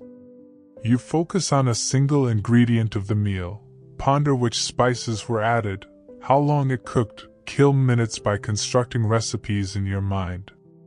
First, the onions are deeply caramelized. Then the meat is seared. Repeating these recipes in your mind becomes a kind of meditation. Your mouth waters, you swallow, but all that passes down your throat is your own cold saliva. Your stomach responds to this imaginary banquet with a painful, hungry contraction. But this pain is better than the freezing numbness. Until a sudden gust of wind slaps you like a blow, tearing you from this warm kitchen fantasy, and hurling you back onto the wall's merciless peak. The aftertaste of that stew lingers on your palate for a moment. Reality, the cold of the spear in your hand, the ice beneath your feet, becomes even more unbearable. But that brief escape, fueled by the fake yet salvific hope that those few minutes of warmth in your mind gave you, allows you to endure until the next watch change. Your mind, to keep from shattering, keeps generating heat from within. When you avert your eyes from the blinding whiteness, the gray sky, and the endless ice for a moment and descend into the deepest, most sheltered vault of your memory, what awaits you there are not the pale memories of winter, but the sharp, golden yellow summer days, the exact opposite of this freezing reality. The first image that comes to mind is lying on your back in the endless meadows of the Reach or on the willow-shaded banks of the Rhône, under a sky without a single cloud, that perfect azure. You remember complaining about the sun's scorching heat then, the sweat trickling down your forehead, the stifling air, and you angrily scold yourself for that spoiledness with a bitter smile. Back then, the sun in the sky was a generous golden tray, warming and reviving everything. Now it is just a pale, heatless, distant disk. That warmth in your memory is so intense, so real, you feel the sun's rays warming your back through your linen shirt, creating that sweet, drowsy murmur on your skin. During harvest time in the Reach, the air fills with the dense smell of hay, ripe fruit, and dry earth. It is the smell of life, fertility, abundance. But here on the wall, the only smell is the sterile, metallic scentlessness of cold. You conjure the memory of biting into a peach. You try to recall the juice running down your chin, that sticky sweetness, that sugary aroma bursting in your mouth, to erase for a moment the taste of rusty iron on your palate. Back then, seeking shade, a cool breeze, was a daily routine. Now you are a man praying for the wind to stop, huddling against icy walls to escape that freezing gust. Memories can transport you to the bustling marketplaces of the South, the stone streets of Old Town. You think of times when people walked in thin tunics and sandals, when no one hid behind layers of fur, days of freedom. Times when your body was light, when you didn't carry the weight of the world on your shoulders as you moved. The sound of a blacksmith's hammer, vendors' cries, children's shrieks, birds' song. That lively, chaotic symphony of life contrasts so sharply with the monotonous wind howl now filling your ears. There life sang. Here, it only screams the fury and loneliness of nature. In the South, when night fell, the endless song of crickets began. That sound was the lullaby of warm nights. Now you'd give 10 years of your life just to hear it again. You remember the moment you stepped into the water along a riverbank. The coolness of the water was a refreshing, pleasurable sensation then. The shiver on your skin was a shiver of delight. Here, water is only frozen death. To enter it is not to refresh yourself but to stop your heart within seconds. Back then, waters were free, joyful, rushing toward the sea. Here, it has been trapped in the ground for millennia, turned to stone, frozen in time. The longing for the splash of water, the feeling of life, carves a deep ache in your heart. As these memories come alive in your mind, they give you both great peace and unbearable anguish. The fear that those warm days may never return, the confrontation with the fact that the coming of winter is not just a saying but an inevitable fate. You are no longer a summer child. Those days seem distant and hazy, as if they belonged to a hero in a book about someone else's life. Yet that persistent fantasy, that remembered warmth, is like a final candle burning in the dark corners of your mind. It is that thin, fraying bond that keeps you from surrendering completely to soulless numbness, reminding you that you are human, that you once lived in a warm, breathing world. Clinging to that bond, you continue to harbor the imaginary warmth of that old summer within you, even as the cold burns your lungs. After hours of listening only to the eerie symphony of the wind, the groans from the ice's depths, and the muffled rhythm of your own heartbeat in your ears, the first different sound you hear after this eternity transforms into the most beautiful melody in the world. It is the heavy, rhythmic, steady crunch of metal-studded boots on the wall's walkway. You think it's another trick of the wind. You prick up your ears and hold your breath, trying to confirm the sound. As it approaches and becomes clearer, the invisible mountain settling on your shoulders, that tons of responsibility and loneliness, begins to melt. These footsteps are not the stealthy approach of an enemy. They are the herald of your Savior, the brother coming to relieve you from this icy hell, to take you to the relative warmth by the hearth. What the sound of allied horns appearing on the horizon means to a soldier in the great field battles of the South, that single pair of crunching footsteps from the walkway carries the same feeling of victory and salvation for you. This sound emerging from beyond the limited circle illuminated by your torch tells you that time still flows, that dawn is approaching, that you have survived this night as well. The approaching watchman's armor rattling, the sound of his sword scabbard hitting his belt, the wheeze of his tired, heavy breaths, these sounds reconnect your senses to humanity. In that moment, all the muscles in your body, held taut for hours, prepare to relax their tense watchfulness. The locks in your knees come undone. Your fingers begin to hold your spear shaft with a slightly lighter touch. It's as if those approaching footsteps are cracking the icy shell on you, calling you back to the living. The anticipation in the final minutes of the watch reaches an unbearable intensity. You fix your eyes on the direction of the sound, on the bend in the walkway or the darkness. When that black cloak silhouette, shoulders covered in snow, beard frozen stiff, finally appears, an indescribable feeling of brotherhood and gratitude swells. That man has agreed to freeze in your place, to stare into that terrible void for you. No dramatic conversation, no long greeting passes between you. You simply look into each other's eyes, those tired, dull eyes. You give a slight nod, as if to say, "I'm coming, you're going." In the South, a merchant's shift ending might herald the end of a day. But for you, this nod is the confirmation of a life sustained. The brother's gravelly, hoarse voice saying, "I relieve you," is more certain than any royal decree.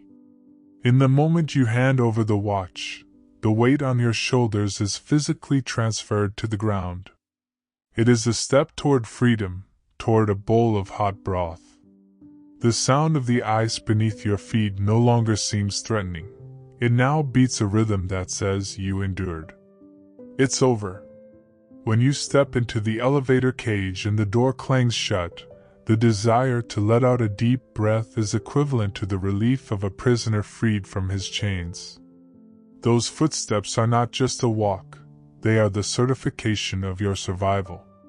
The old wild ox horn tied to your belt with coarse leather cord, cracked and fissured from the cold, is not just a simple instrument. It is the physical weight of a massive destiny hanging from your neck. Your hand involuntarily goes to the horn in every spare moment of the watch. You feel its cold, rough texture with your fingertips. You trace the carvings on it, the metal rings. This touch is not a musician's affectionate caress of his instrument. It is a tense, compulsory check, like a prisoner checking his axe. Your mind, under the unending onslaught of the wind, plays the same scenarios silently and relentlessly. You rehearse possible disasters. What will I do if I hear a sound? How long will I wait if I see a shadow? These are questions that echo in the void of the wind, questions you fear to answer. The simple but crucial code of the night's watch: 1 blow for rangers returning, 2 for wildlings, 3 for others, turns into a mantra constantly spinning in your mind. Each note of this horn is a key to a different world placed on your shoulders. At the festive tournaments of the South, heralds in fancy clothes blow their horns with joy and pride to announce the entry of lords and knights. That sound heralds fun and competition. But the horn at your waist is there to blow not the call of fun, but the call for survival or the scream of approaching death. In your mind you play out the 1-blow scenario.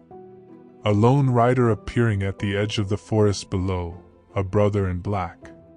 You think of the relief you'd feel then, the long, welcoming sound you'd blow as you filled your lungs. That sound means open the gates, a friend comes. But immediately, the seeds of doubt are sown. What if that approaching brother is a wildling in disguise? What if, by ordering the gates opened, you let the enemy conquer the castle from within? This suspicion pulls your hand away from the horn. It makes you hesitate. Then comes the 2-blow scenario. Hundreds of shadows moving below. The sound of hooks in the ice. A wildling attack, a raid from beyond. 2 blows mean mobilization. It means waking the archers in the tower, setting the oil cauldrons ablaze, calling your brothers from their warm beds to a cold death. A city watchman blows his whistle when he sees a thief, and at most a few guards respond. Your horn mobilizes an army, giving a false alarm, mistaking a shadow for an army due to the wind's trick, condemns you to a lifelong shame, the brand of a coward. But being late, failing to blow the horn in time, causes everyone to have their throats slit in their sleep. This fine line cuts your mind like a knife. You imagine bringing the horn to your lips, your skin sticking to the frozen metal mouthpiece, your breath failing, the sound not coming out. This is the fear of your greatest nightmare. And finally, there is the scenario not blown for thousands of years, existing only in tales and horror stories. The 3 blows. Your mind shies away even from considering this possibility. It tries to push it into a dark corner, because 3 blows announce not just an attack, but the end of the world, that the dead walk. In the histories written by maesters, horns blow for victory or defeat in kings' wars. But a horn blown 3 times announces the war between the living and the dead.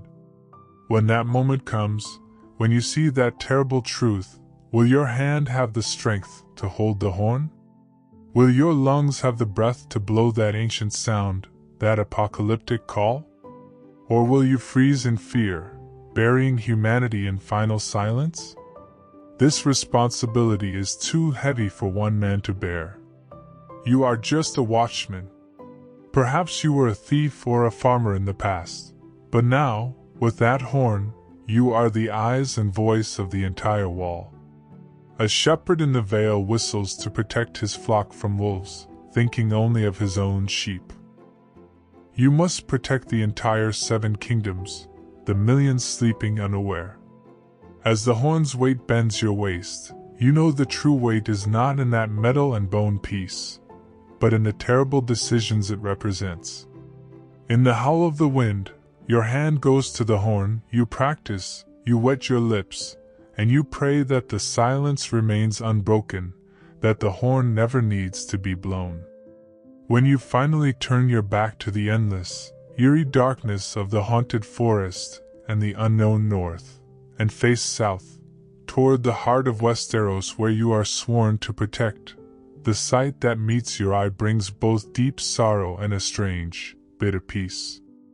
Below, at the foot of the 700-foot dizzying cliff, the scattered, orderly wood and stone structures of Castle Black look like dying embers scattered randomly on the snow, flickering in the wind.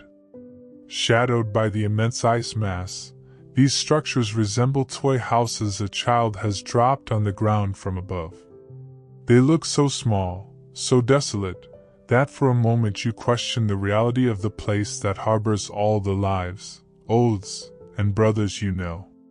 Compared to the Knights of the Great, sprawling city of Lannisport, glowing with torches, lanterns, and harbor lights, Castle Black seems like a forgotten, abandoned ghost town. Yet that handful of faint orange dots amidst the whiteness is more valuable to you now than all the treasures, all the diamonds. Those lights are visual proof that life, warmth, and humanity still exist, that you have not completely turned into an ice statue. You faintly make out the gray threads of smoke rising from the chimneys, especially the wide chimney of the common hall. The smoke reaches up toward you, full of hope. But the powerful air currents created by the wall and the wind scatter, shred, and destroy it before it can reach the summit halfway, depriving you of that scent of hearth. Those lights represent a luxury you cannot have now, a luxury you yearn for. A warm room by the hearth in the common hall, a hot bowl of stew, and safe sleep where the howl of the fiercest wind is cut off by stone walls. When a king looks down on his city from the highest tower of the Red Keep, he swells with pride, thinking his subjects belong to him. But when you look down, you know that those sleeping people are hanging by a thread, that their survival depends on you staying awake. It is a heavy, crushing, and anonymous burden. When you see a single unmoving torchlight in the courtyard, you try to guess if it's a brother who has finished his watch or a sentry going to the privy. That tiny movement pulls you out of the well of absolute loneliness for a moment. Life flows below, and you are the guardian of that citadel. The nobles living in the area in the Vale also look down from above the clouds. But they are cut off, isolated, and unreachable from the world. You are protecting the world. You stand on the last boundary stone where civilization ends. Those faint lights are the last fortress of the realm of men you guard. Physically, descending there takes only a few minutes with the groaning elevator. But mentally, reaching that warmth from where you stand now feels as distant and impossible as a journey of months. The 700 feet between you is not just a distance. It is the chasm between two different worlds. One is warm and asleep, the other is frozen and awake. Fixing your eyes on those lights rests your tired pupils suffering from snow blindness, but it never quiets your mind. It reminds you that for those lights to keep burning there, for those below to wake up safe at dawn, it depends on how steadfast you stand against the pitch-black darkness behind you. Those faint dots are your source of motivation. Because if that light goes out, not just Castle Black, but all the lights in the south, from Winterfell to Dorne, will be swallowed by darkness.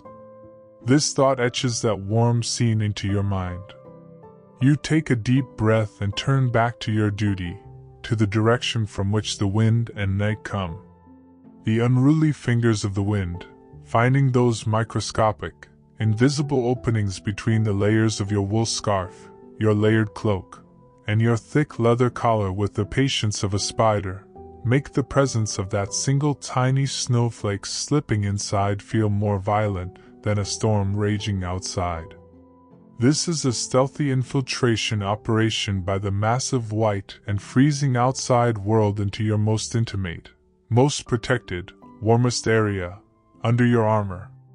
The moment the snowflake touches the sensitive skin just beside your neck or where your shoulder blades part, the first sensation is not the touch of a hot iron but the sharp, startling cold of a needle at absolute zero.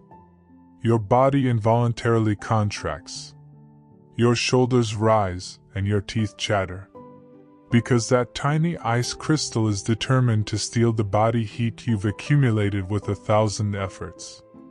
Getting wet in the rainy springs of temperate Old Town is sometimes refreshing, sometimes just a temporary discomfort. There, rainwater is warm, natural, and you go home. But here, on the wall, this melting process is a physical law, and this law works against you. Your body expends the heat necessary for survival to destroy that unwelcome piece of ice.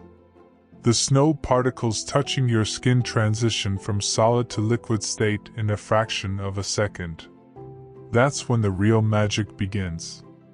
What now rests on your skin is not an ice crystal, but an icy water droplet that submits to gravity and begins to slide downward along your spine. The slow, deliberate, and maddening path this droplet carves is a test of mental endurance. With thick gloves on your hands and layers of armor on your body, you have no way to reach back, wipe, scratch, or stop the droplet. That water droplet, as if mocking your helplessness, charts its own course through the warm valleys of your skin. It leaves a cold, wet trail behind every millimeter it passes, as if drawing an icy map on your skin. The water is not warmed by your body's heat. Your system works to warm it, thus absorbing heat. That tiny dampness is as irritating as the rest of the great ice block.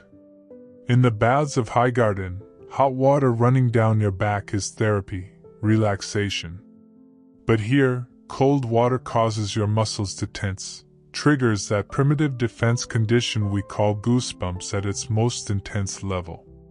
The hair follicles in the area contract with the cold contact and stand erect.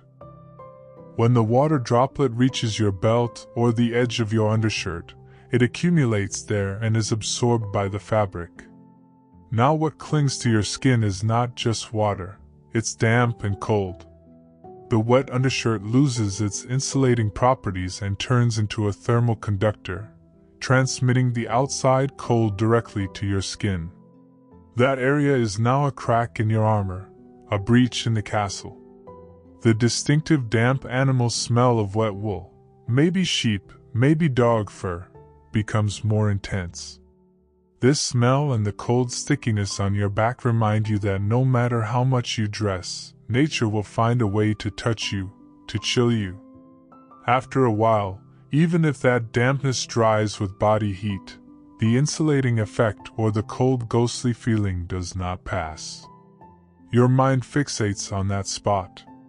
The silent, small victory of the snowflakes is the greatest blow struck against your comfort. For hours, even days, when the wild, chaotic howl of the wind, which mercilessly pounds your eardrums and suppresses even the sound of your own existence, is abruptly cut off as if by a knife, what you experience is not the peace or relief you expect, but a dizzying and profound disorientation. It's as if the world has held its breath, like a massive beast whose heart has stopped, frozen. Your ears, accustomed to that constant noise, calibrated to its pressure, go into shock at this sudden silence, and your breath catches. The absence of external sound reveals the fine, high-pitched, and irritating ringing, tinnitus, inside you. It's not the sound of silence, but an imaginary frequency your nervous system generates to fill the void. When the invisible wall created by the wind falls, you feel exposed, unprotected, vulnerable to emerging threats. It's as if the curtain hiding you has dropped, leaving you alone in the middle of the stage. For silent monks praying in the septs of the seven in the south, silence is sacred. It is spiritual purification. There, silence is a tranquility accumulated between stone walls. But here, on the wall, silence is the news of something gone awry, a warning. Just as birds suddenly falling silent in a forest signals an approaching predator, here the wind's silence triggers a primal fear that the ancient and nameless danger from the north, the White Walkers, or something worse, is approaching. You question if this is the moment told in old Nan's tales, when even the wind freezes and sounds die. The texture of the air changes. There is no current striking the world anymore. The air grows heavy, dense, and seems to settle over you with a gelatinous consistency. The torch flame no longer flickers left and right in the absence of wind. It stretches upward, perfectly still, within an immaculate cone. This stillness, this cessation of the chaotic dance, is so artificial and strange you think even the flame has frozen. This static image ends the dance of moving shadows and imprisons everything in a clear, sharp, yet equally oppressive stillness. Your own breathing begins to sound as loud as a blacksmith's bellows in this silence. You feel your heartbeat not just in your chest and ears, but in your throat, fingertips. The creaks of your armor, the squeak of your boots on ice, details you normally couldn't hear, now echo like explosions. It is a tense, expectant atmosphere, like the silence in a crowded King's Landing marketplace before an execution. But there, at least you know what you're waiting for. Here, what you wait for is unknown. This silence does not resemble the calm before a storm either. Because before a storm, the air crackles with electricity. Here, the air is dead, as if it itself has stopped. You look at the forest below, even the branches of the trees don't move. That black ocean ceases to ripple and becomes still, like a frozen lake. In this stillness, the slightest crackle, the collapse of an ice piece, could be heard from miles away. so you fear moving, even breathing. It feels as if your very existence will disturb this fragile and dangerous equilibrium. Your mind longs for the familiar, coarse sound. The howl, however exhausting, was the sound of a living world. This silence is the silence of the grave. You pray inwardly for the wind to return. Because with the wind, you are not alone. You fight the wind. But in this silence, you are left alone with your own fears, the dark reflections of your own mind. And when the wind returns with a faint moan that gradually intensifies into a roar, that first second it hits you again like a cold slap is not pain but a deep, shaking relief. The world has started turning again. In those rare moments when you want to lean your back against the massive ice block to catch your breath, what penetrates through your thick furs and leather armor is not just the physical cold of frozen water, but a strange, inexplicable, and palpable vibration that climbs up from the soles of your feet to your spine and then to the nape of your neck. It resembles the deep, silent purr of a great cat when you place your hand on its chest. But here, what purrs is not a living animal, but a dead ice mountain hundreds of leagues long. Although your logic tells you this is a resonance created by the wind, the hum of air formations within the ice, the primitive part deep in your instincts and soul whispers that what you're touching is not just water and cold, that the mortar holding this structure together is mixed not from stone and mud, but from the powerful words and ancient magics of forgotten times. The greatest maesters of the seven kingdoms, even those who study the laws of physics, cannot explain how this structure has stood for thousands of years without collapsing, melting, or crumbling under its own weight, while you feel the answer in your marrow. This wall is not natural. When you touch the marble columns of the Great September of Baylor, the finest stone structure in the south, you feel the mark of human skill, the trace of hammer and chisel. Those stones are cold, lifeless, simply stacked. The walls of Storm's End, said to be woven with magic to resist storms, seem like a simple garden wall next to this icy giant. Here, standing on the wall is not standing on something, but walking upon a massive, imprisoned, contained energy and intention. The secret pacts Brandon the Builder made with the children of the forest, the ice blocks carried on the backs of giants, and the protective spells whispered upon them are not just tales. They are a tangible reality whose presence you feel in the ground you stand on, in the air you breathe.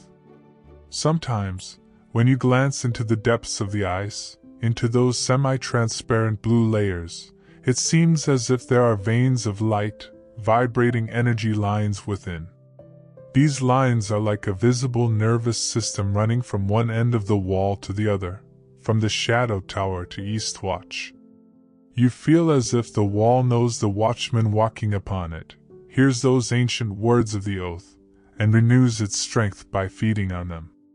When the words, "Night gathers, and now my watch begins," fall from your lips, you can almost see the massive lock settling into place with a vibration from the ice. This is the presence of an invisible shield that protects you not only from physical enemies, but also from the nameless wrongness of the north, from magical threats. You see how the terrible storms from the north shatter and dissipate as they strike it, how that malevolent cold loses its grip at this boundary. It's as if the wall is not just a physical barrier but also a magical filter. You live like the guardian of a sacred and cursed legacy. The power sleeping within this ice both protects and threatens you. Because you know that if that power awakens one day, if those ancient words are forgotten, not just the ice but the world itself will collapse upon your head. This mystical fear makes you tremble more than the cold. When that first sliver of light appears tearing at the endless, pitch-black shroud on the eastern horizon, it is not the expected golden yellow birth. It is more the sky's color shifting from black to a dirty leaden gray. The sun here does not rise with a triumphant air at this frozen end of the world, but like an aged, exhausted star, defeated by the night's cold, merely trying to exist.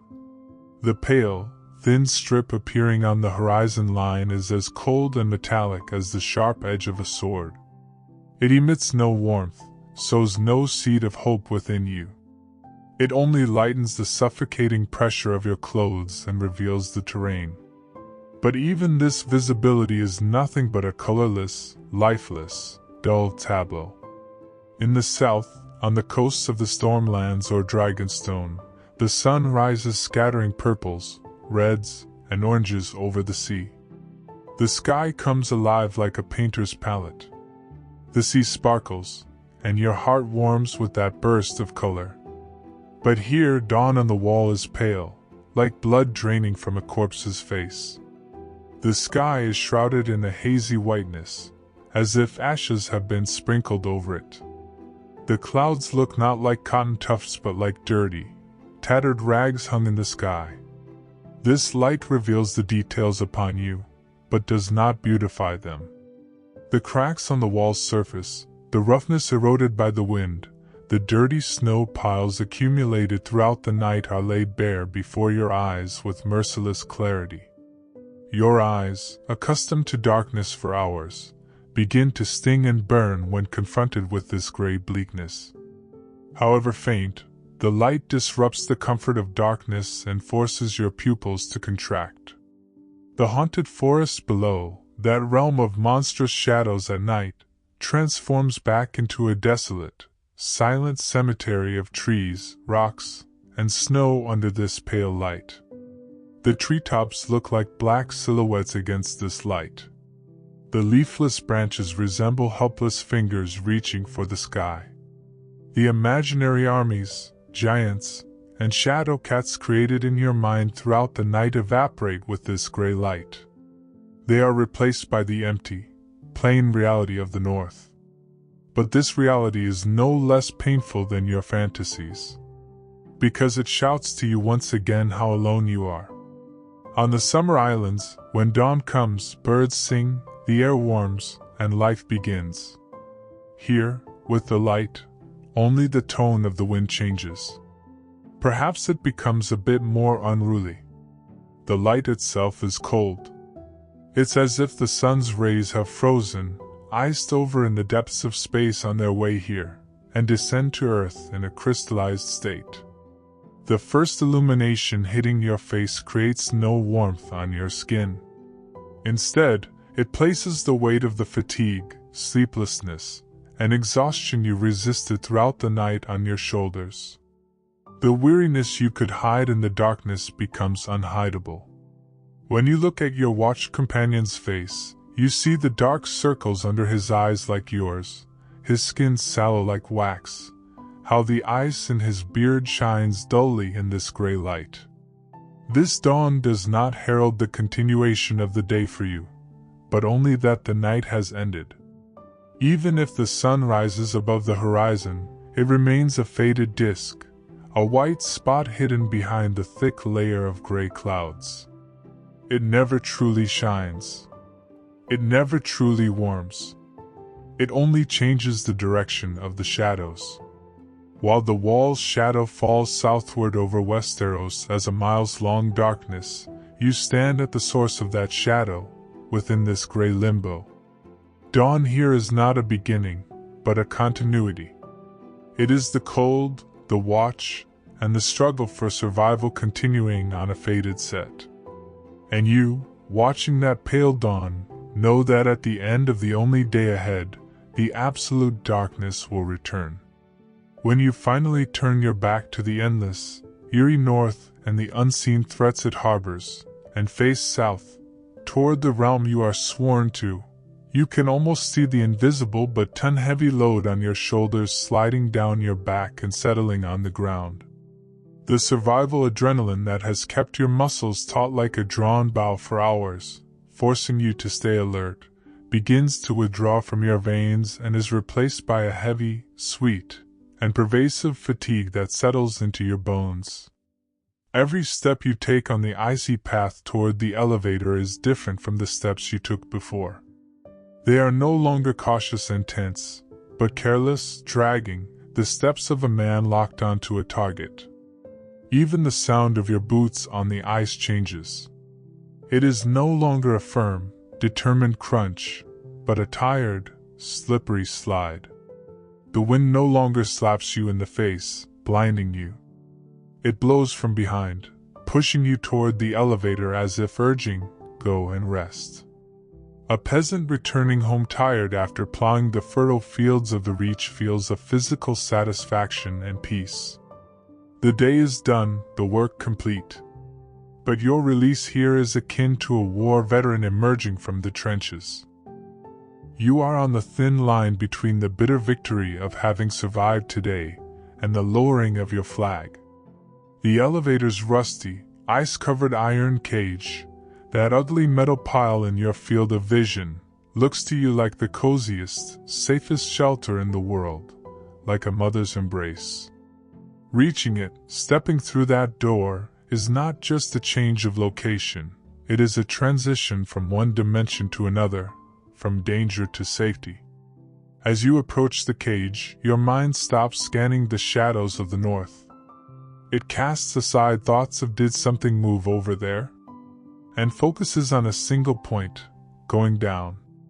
When you work the cage door open with effort, step inside, and close that metal latch, your knees buckle.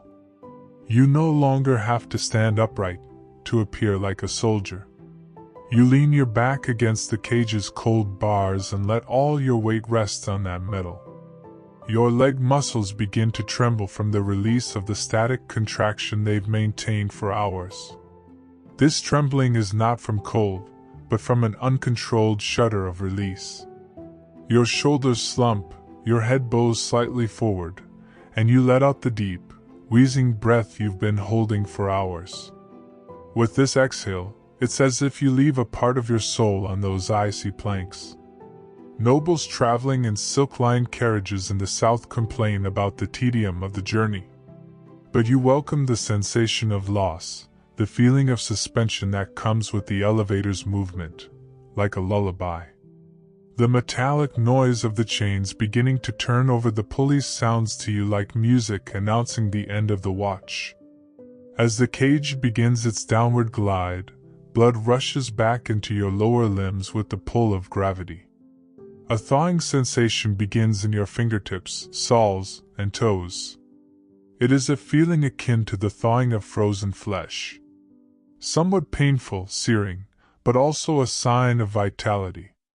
You close your eyes and let the white screen in your mind go dark.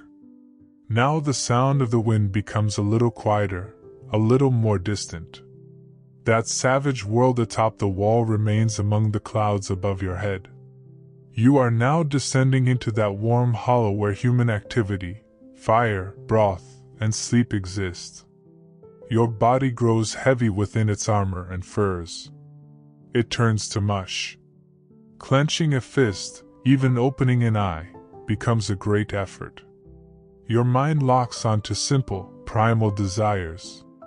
Taking off your boots, throwing your cloak aside, and getting beyond a certain threshold. This state of relaxation is like a narcotic. It numbs you. It detaches you from the world and focuses you solely on the promised rest of that moment.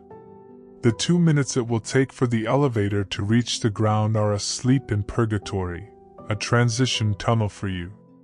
When the elevator's rusty iron door creaks open and you step into the muddy, snowy courtyard of Castle Black, your legs move like two numb logs that no longer belong to you, empty and senseless. Yet a single image, pumped into your exhausted muscles as the only fuel to drag you through those final meters, overrides your body's total bankruptcy. This image is not a victory to be won or a sack of gold to be obtained. It is the simple, carved wooden bunk awaiting you in the dim corner of the barracks, stuffed with straw, covered with coarse wool blankets and animal pelts. While your body is on the verge of collapse, your mind constructs that dreamed of paradise so vividly, so detailed, that you can almost feel the tickle of the musty, smoky wool blankets on your skin.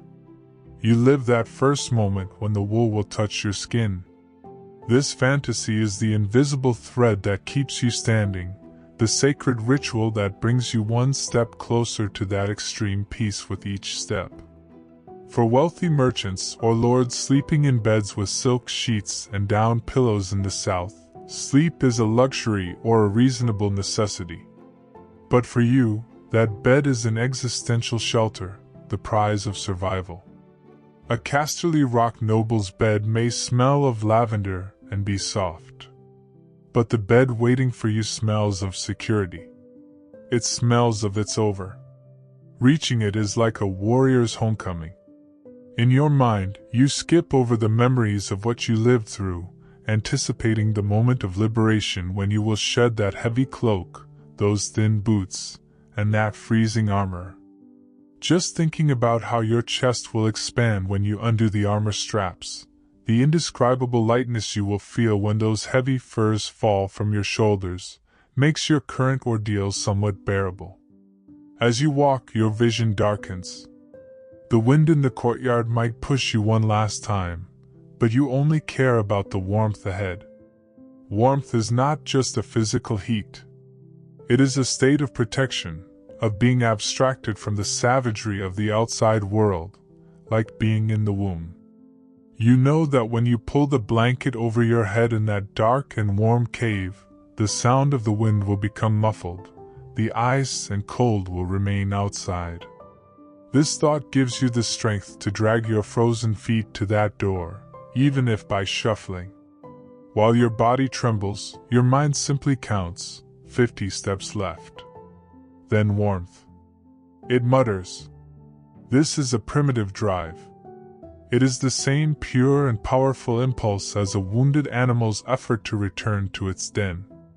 A gardener working in the gardens of the Reach feels tiredness when evening comes, but it is a sweet tiredness. Your fatigue, however, is a force that crushes your bones and grinds down your soul. Therefore, the bed is not just a piece of furniture for you, it is a rebirth machine. You imagine that when you lie there, your spine will heal, the chronic tension in your muscles will dissolve, and your blood will flow again at its normal rhythm. You don't care about the bed's hardness.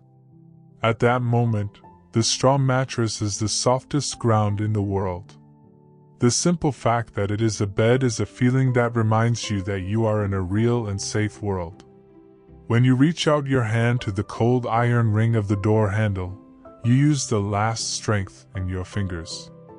When you open the door, the heavy odor of sweat and wood smoke inside hits you in the face. This smell might be repulsive to someone else, but for you, it means home. From that moment on, nothing can stop you from staggering toward the bunk. Not an order, not a horn sound, not a threat. There is only getting into that bed and losing consciousness. This final motivation is a silent, powerful will that pushes you through that door, helps you remove your armor, and finally allows your body to sink, surrendering to the welcoming darkness. When you close your eyes, it is not the cold or the night that envelopes you, but the deep peace of having endured. Good night.